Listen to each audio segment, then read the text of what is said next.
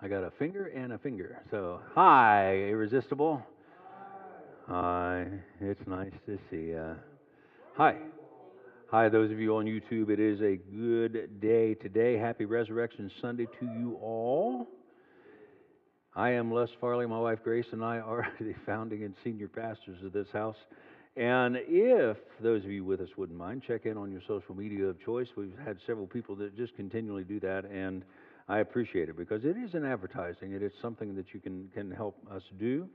You know the drill here. All the scripture references, the notes and quotes that I deem necessary for your study and your building up through this message are going to be on the screen behind me. For those of you online, those same notes, not exactly looking the same, but they are the same exact notes, are going to be on the Bible app in the Events tab.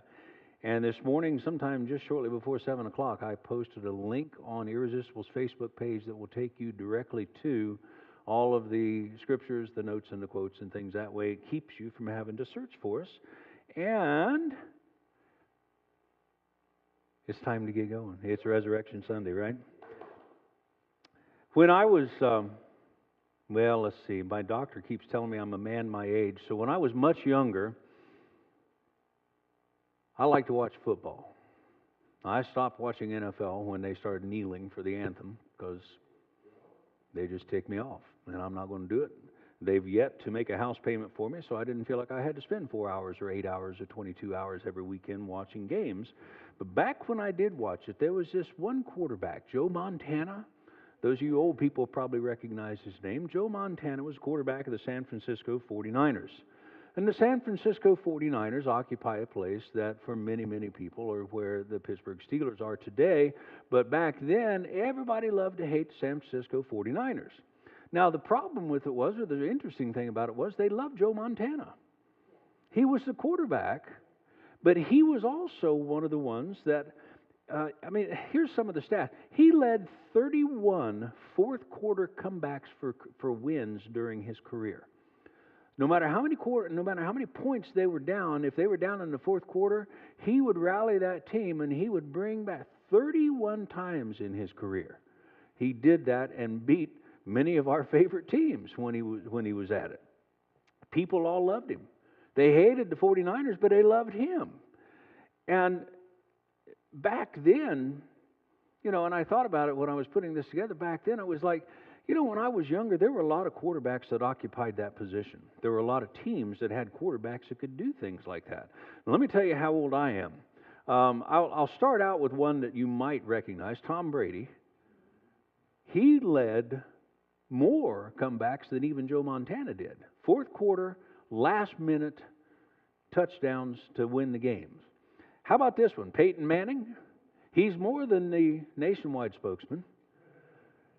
He was a quarterback, and he did the same thing. It didn't matter where he played, he led fourth quarter comebacks. Here's one maybe you don't recognize, Terry Bradshaw, Pittsburgh Steelers. This was a time when I watched the Pittsburgh Steelers. Between Terry Bradshaw and the running backs and the receivers, nobody could stop them on a fourth quarter comeback. It just seemed like, everybody down where I'm from in Southern Ohio watched the Cincinnati Bengals. Well, the Cincinnati Bengals hated to play the Pittsburgh Steelers because Terry Bradshaw was quarterback. And he could win when it didn't seem like anybody could win. How about Dan Marino? You remember that, old people? Miami Dolphins. Miami Dolphins would do the same kind of thing with Dan Marino at the helm. And again, it wasn't just the quarterbacks. He had all of the other players and weapons and arsenal that he needed to have to do that kind of thing. How about this one? Fran Tarkenton, Minnesota Vikings back in the 70s. Little short guy. He didn't make one of the linemen's legs. And yet that man could scramble and get out of trouble. And I always loved the Sports Illustrated pictures of him because it always looked like he was in complete fear. His eyes were wide. And I guess if I was being chased by a 400-pound lineman, I would have wide eyes looking for a way out too. But he led these fourth quarter comebacks for those, and there's plenty of others. There are a lot more that did the same thing, and everybody loved them. They love a comeback. They love to have no hope at all, and all of a sudden, the quarterback steps out. Now, these guys, most of these guys, back in the day when they called their own plays. There wasn't stuff being sent in by radio. There wasn't stuff being sent in by players. These guys would just engineer these things, and the coach would stand there and take all the credit for it, but it was that quarterback in his brain getting all of this done. The quarterback got the glory. The rest of the team did the work. The quarterback's work. I mean, back in those days, you could still hit the quarterback. And some of these guys took a pummeling. So today, what I want to do is talk about the greatest comeback in history. We're not going to talk football. We'll start with some of it. But the greatest comeback in history. Heavenly Father, in Jesus' name, I thank you for your comeback. The greatest comeback in history. Thank you for Jesus, the things that you let us do. And we give you praise and glory for it in Jesus' name. In John chapter 11, let's start there. Since it is church, I'll get back to football here in just a little bit. In John chapter 11, there's a story about a man the Bible writers refer to as Jesus' friend. We've talked about him before. It's Lazarus. You remember that story, hopefully. I've told it a couple of times. Lazarus got sick. The sisters sent a message to Jesus. I don't know how they knew who he was, but they sent a messenger to go get Jesus. Jesus, when he got the message, he just hung around for a couple more days doing what he had been doing. And when he got there, one of the sisters, Martha, you remember Martha? Martha scolded him. Can you imagine scolding God? Oh, never mind. We do it every time we pray, don't we? She scolded Jesus and said, "Where have you been? If you'd have gotten here earlier, my brother wouldn't have died."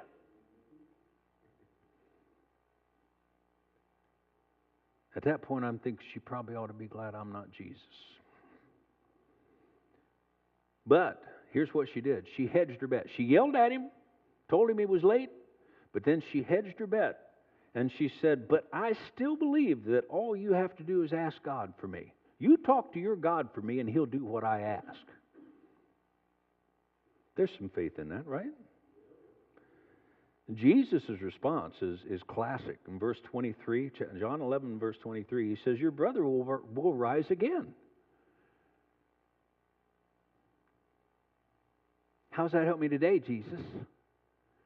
Well, he didn't say when, did he? But he will rise again. Now, Martha showed in the next couple of verses that she had been paying attention to Jesus when he was at their house teaching.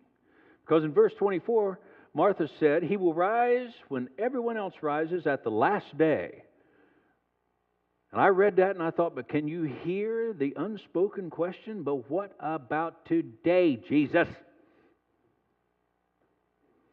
Verse 25, Jesus told her, "I am the resurrection and the life. Anyone who believes me will live even after they die."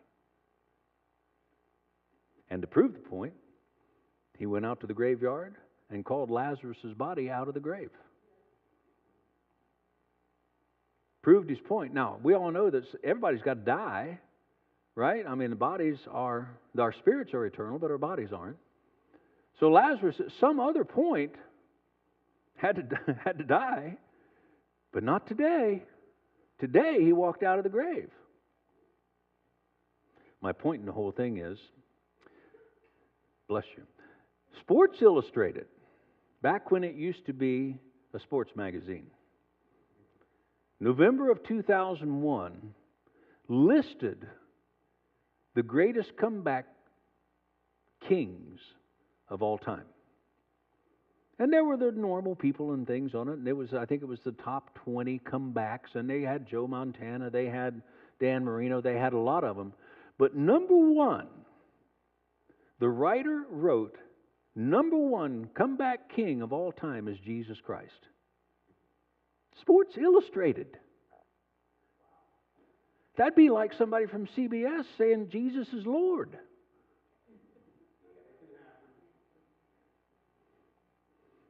The writer said Jesus Christ is number one because he confounds his critics and stuns the Roman authorities with his resurrection. Sports Illustrated in 2001. My, how we have fallen. I mean, let that sink in. I was reading so many things around this last couple of weeks. One theologian, and I forgot to write down his name when I made the note, but he said, the power released at the resurrection of Christ is the greatest power that has ever been unleashed on this planet, including creation. Well, that seems kind of bold. The greatest power ever released on this planet. So let's take a look at this power. Let's see if it can do us any good. And I've got a few minutes here to try to get all this in. I promised everybody I had 3 large cups of coffee this morning and a Twinkie, so I should have enough sugar and caffeine to get this done quickly for you. In the Bible, there are Gospels. Remember the Gospels, Matthew, Mark, Luke, and John. Those are the stories of Jesus Christ as told by 4 different individuals representing 4 different aspects of society. Matthew targeted religious people. We know them, right? He focused on all of Jesus' credentials so that he could prove that he was who he said he was based on who he was. Mark wrote to pragmatic people. He concentrated on what Jesus did. See, pragmatic people they're from Missouri. They ain't going to believe it until you show them. So what he did, Mark just said, okay, let me show you what he did. And read through the book of Mark, you'll see this. Luke addressed the thinkers. He was a doctor, so he addressed the thinkers. And he brought out all of Jesus' teachings so that you could think through those and see that in this teaching he is who he said he was. John showed us about Jesus' divinity through his love. And each of those writers gives us a reason why Christ's resurrection matters. That's one of the questions you get a lot of times this time of year by people that don't go to church. Why should I go? Why does this matter? I like chocolate bunny eggs. How are you going to have chocolate bunny eggs at church? Then I'll come. They don't come. We know that. We've tried it before. We hid eggs out in the yard a couple of years ago, and I think Dave mowed them all down. I mean, people weren't even looking for them. I mean, I kept finding pieces of plastic eggs all over the backyard, so it was kind of crazy. Here's my question. Can the resurrection actually impact your life for better? So let's look at it. Let's see what happens. Each of the Gospels has a comeback story. Each of the Gospels ends with Jesus being resurrected. And if Sports Illustrated is correct, he is the greatest. He's better than Muhammad Ali. Matthew. Let's start with Matthew. Matthew is the first book of the New Testament or the Christian Scriptures, so let's take a look at that. Although I would argue that point, but let's forget that and let me leave that aside. Matthew, you can come back from despair. Anybody been in despair? Gloom and agony? It's there, isn't it? More and more people are struggling with hopelessness today. Some of them really silly reasons, but when you're in hopelessness, there's no reason too silly. We need to have a way to get them out of that so that they can see that Jesus is real. There are a lot of people today that are discouraged, and they're asking, I look at the culture around me, I look at the society around me, and how can you even think that I can overcome this or bounce back from the things that are going on? How do you bounce back from this economy? I've had people tell us that we've lost our houses, we've lost marriages, we've lost loved ones. I have no relationship with my kids. And how can you stand there and tell me, Reverend, that I can make a comeback? At the end of Matthew chapter 27, there was this lady named Mary Magdalene. And I love the way that they referenced Jesus' mother. It said the other Mary. Mary Magdalene and the other Mary. As if she didn't really make any difference. Where they were they were in so much despair that on Sunday morning they were heading to the graveyard.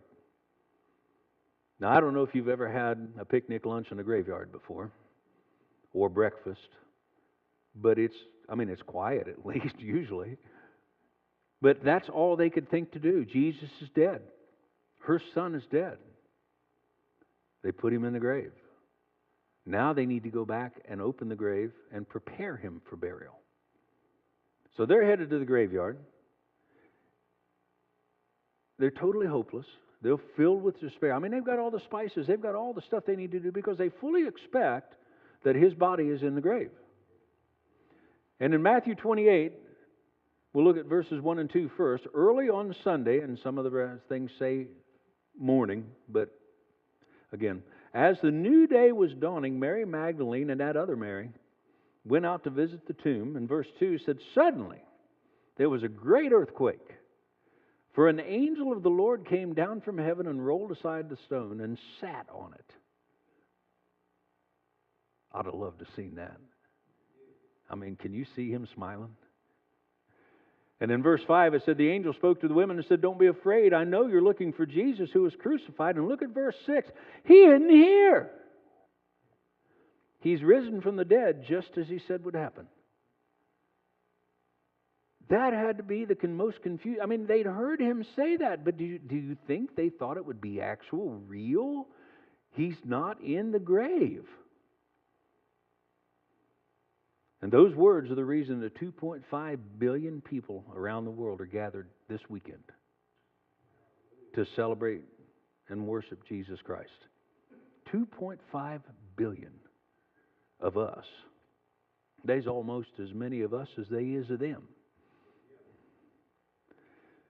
And those words, just like you heard in the opening, those words separate our Jesus from every other God that has ever been. Every other religious leader in history has a gravesite. And all they have is an empty one for Jesus. People the world over gather on Easter and proclaim Christ is risen. That one fact, and I know it may not make sense, but that one fact should be a reason for you to not have despair, because He did what He said He was going to do. So now the thing is, go look at, see what He said He could do for you, and let it pull you out of despair. Because when you have hope, anything's possible. Can you see Joe Montana coming to the huddle in the fourth quarter? They're down by 1 touchdown or down by 3 points.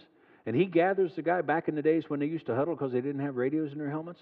And he would get in the huddle and say, boys, there ain't no way this is going to work, but try this.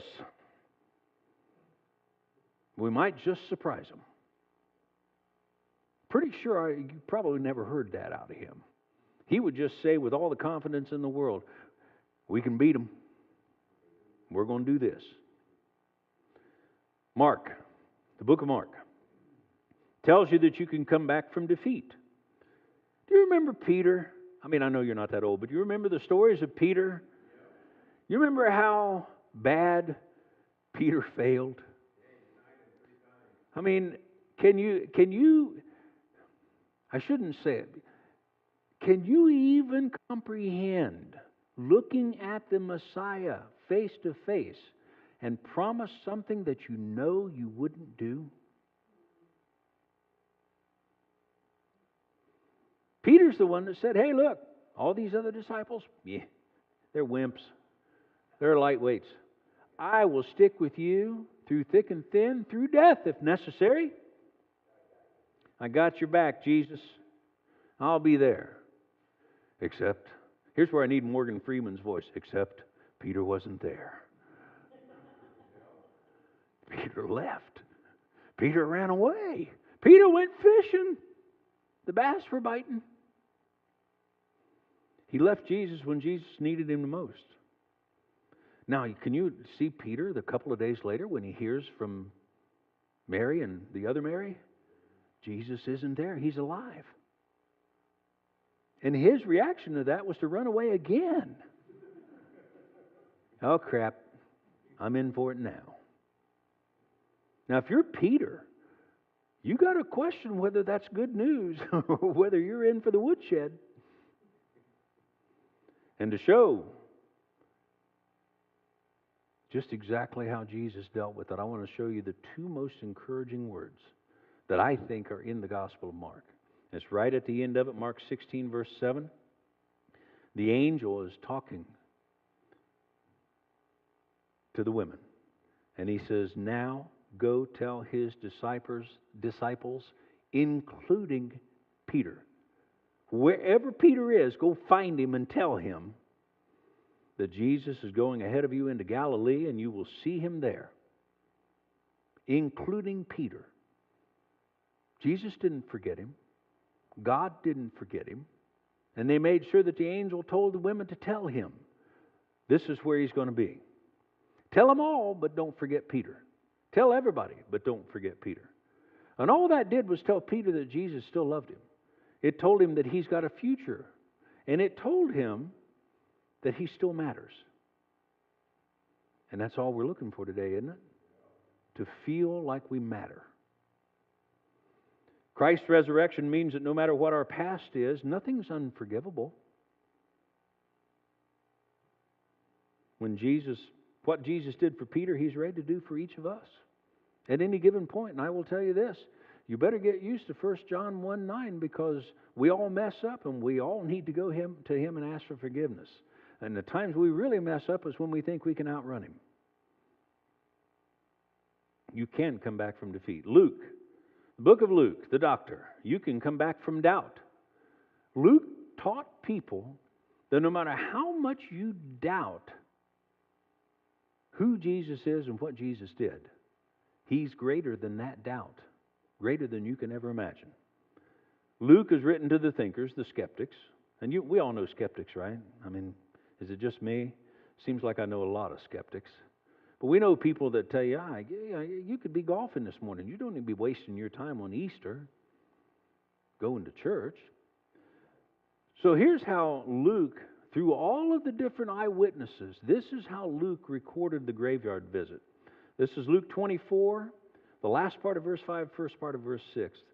Verse 5 said, the angels asked. Now this is the angels asking the ladies, Mary and the other Mary, why are you looking among the dead for somebody who's alive?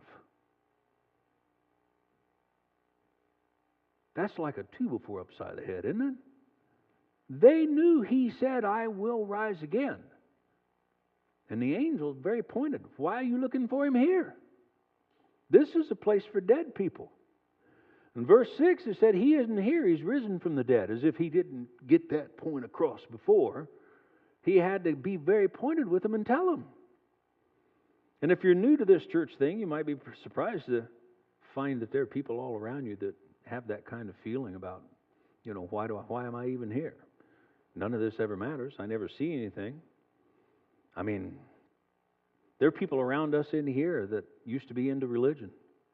There are people around us in here that used to be atheists and agnostics.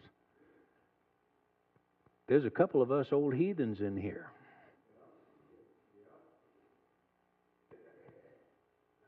I'm just being honest with you. I didn't know anything about Jesus till I got saved when I was 30. Other than He was the first part of a cuss word that my mama would slap me for. The Bible's full of myths, misconceptions, and errors. You'll hear that from people all the time. But if you challenge them to tell you where, almost all of them will point to this resurrection thing. And it's okay. Everybody's got to start somewhere. But if they at least know where the resurrection thing is, it's a good place to start. Because if you can start there where the greatest comeback happened, you got nothing else to complain about then, right? In the Acts of the Apostles, chapter 1, verse 3, Luke, in his sequel, wrote this, during the 40 days after His crucifixion, He, meaning Jesus, appeared to the apostles from time to time, and He proved to them in many ways that He was actually alive. Just appeared time to time. And I'm a guy, almost can just kind of like see these guys looking over their shoulder before they do something they know Jesus didn't want them to do. But He'd appear. There He is. Let's go fishing. There's Jesus walking up the road. Let's do this. Here's the thing. I don't hope that, is it up there? Yeah. Prove to them in many ways is one Greek word. It's one Greek word which means proven by legally admissible evidence. See, the Greeks were big on the legal side of things. But that is one Greek word that said He proved to them by legally admissible evidence. So it's like they were saying, they proved it was solid, irrefutable evidence, including convincing proofs. They couldn't deny that He wasn't alive because He proved it to them beyond a shadow of a doubt. Because of the resurrection, you also can come back from doubt. All of us can. And doubt's a part of our life anymore, it seems like, right? But it was theirs too. So point yourself toward the resurrection and remember, doubt doesn't have a place. Last one up, Gospel of John, written to prove Jesus' love, proves that you can come back from death. You never mess with a Galilean when death is on the line.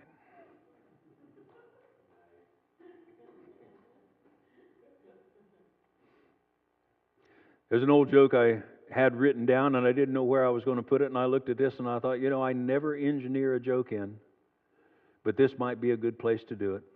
I haven't tried it for 17 years, so we'll see if it works this time. There's an old joke that says 3 old guys were talking about what they wanted said at their funerals. And as you get older, you begin to talk about things like that, even with your friends. It's almost like a contest of, who's got the worst aches and pains and, how everything pops and cracks when you get up and stuff that way. But these old guys are talking about what they want said at their funerals. And the first guy says, I want people to say, he was a great guy. The second guy looked at him and kind of shook his head, and he said, well, I want him to say that he was a wonderful husband and a great dad. The third guy was quiet for a little bit, and he finally looked up and he says, you know what I want? I want to hear him say, hey, look, he's still moving.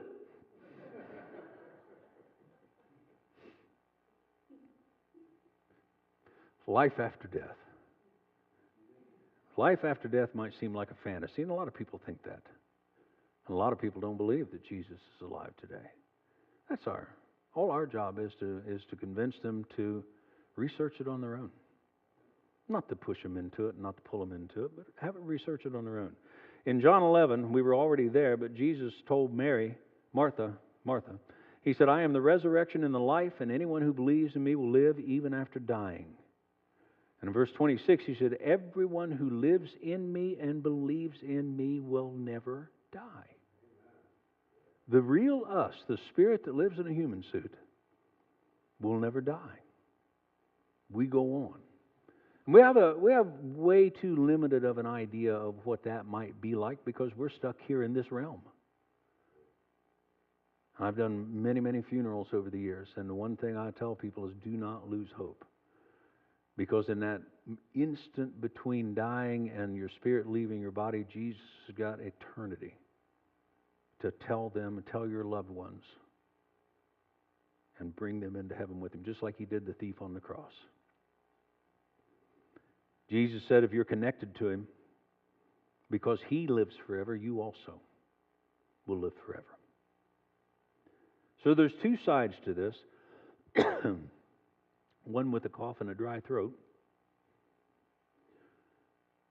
On one side of this message, when we first start out, we're seeing despair, we're seeing defeat, we're seeing doubt, and we see death.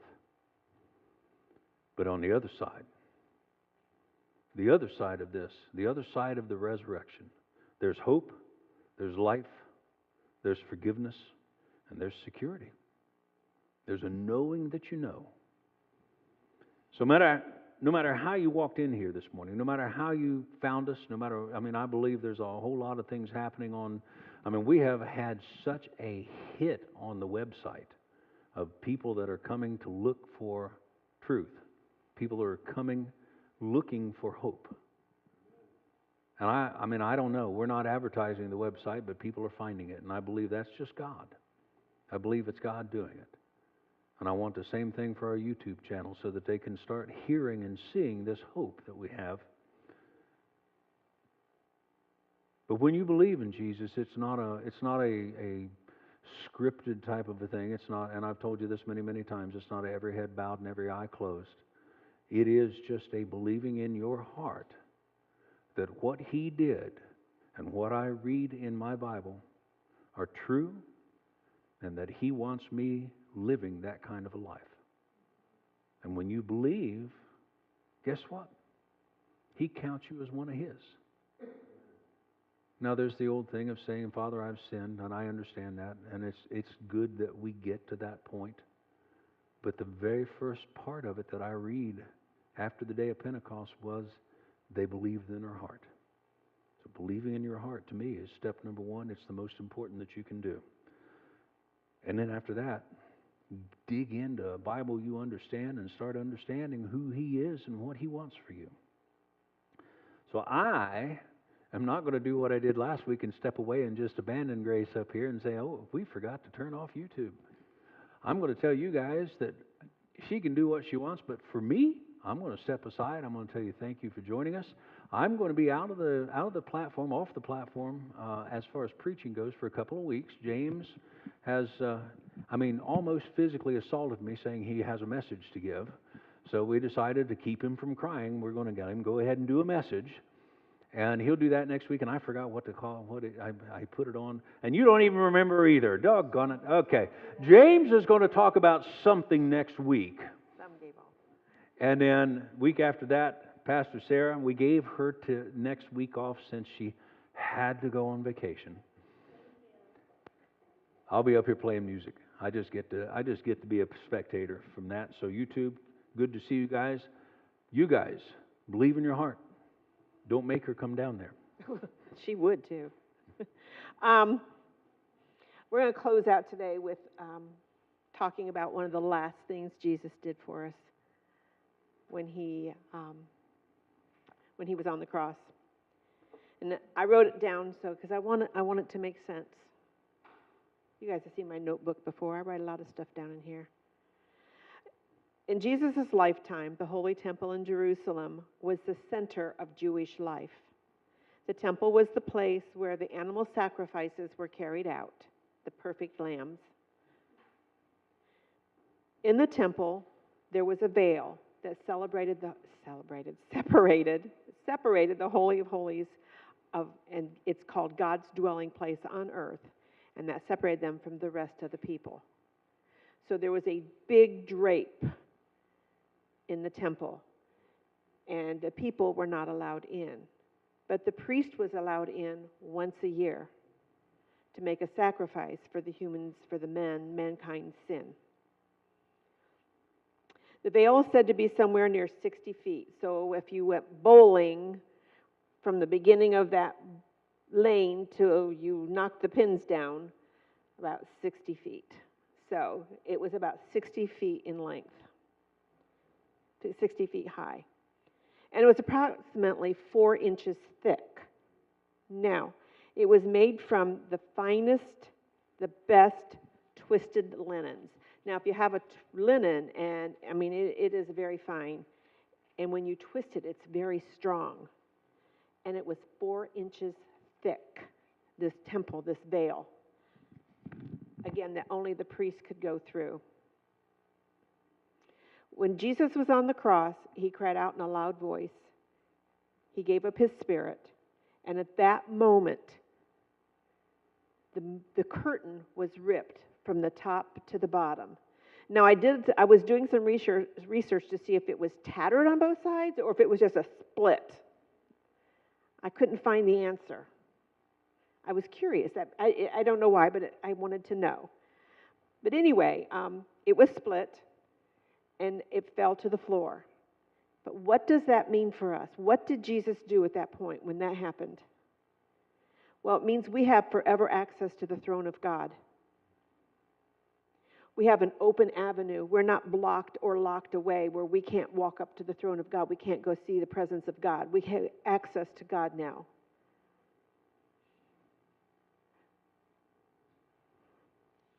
It's also said that that was the ending of the Old Testament, and the New Testament became alive at that point because it stopped all the old laws and the rules, because you had to do so many things to have access to God. And now, because of Jesus, we can freely go to the throne. The significance of the veil is this: we have a full and free access to God anytime, day or night, 24/7, 365. He's never away from us. He's with us always. We have the right to go to God, and not through the priest of the temple, or not through the father or the pastor or whoever else is leading the group. You have access to go straight to the Father. Jesus removed the barrier between God and man, and now we go to God with full boldness and full confidence. And it's because of the sacrifice of Jesus Christ, because he gave it all. And when I say he gave it all, he gave it all. He gave everything. The most horrible, cruel death that anybody could face, he did that for each of us. We are no longer separated from the presence of God. We are no longer separated from the presence of God. We can go to him at any time about anything. And just like that word he was giving this morning about the rose trampled on the ground, even when you're trampled, I knew the song was about him, but he reversed it through his eyes. And even when you feel like you're trampled on the ground, when you feel like you have no way out, God's there with you, and he will show you that way. Go to his presence. Seek his face. Allow him to direct you. Let him hear from you. Let him hear from you. I mean, I am at his face every single day about a situation in my life that's been happening since October. I have been in his face every day. God, this needs fixed. God, we're working on it. Show me what to do. Show me what to say. Stir that person's heart. Not a day has gone by when I haven't been in the face of God. It's not resolved yet, but it will be. Thank you for joining us. That's as far as I'm going to go with that. Thank you for joining us. We love you so, so much. I want you to think about today. I want you to think about Jesus Christ. And I want you to study out some things, what all he gave up, what all he did for you, because he loves you so much. You have access to the throne of God. Make sure you go there this week. We love you.